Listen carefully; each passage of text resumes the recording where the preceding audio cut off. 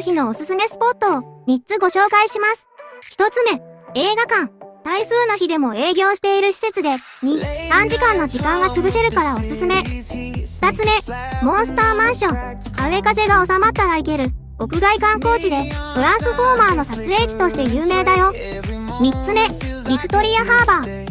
100万ドルの夜景として有名な屋外スポットで曇り空でも綺麗な夜景が見られる。暗くなるまでは近くの屋台やレストランでご飯を食べるのがおすすめ。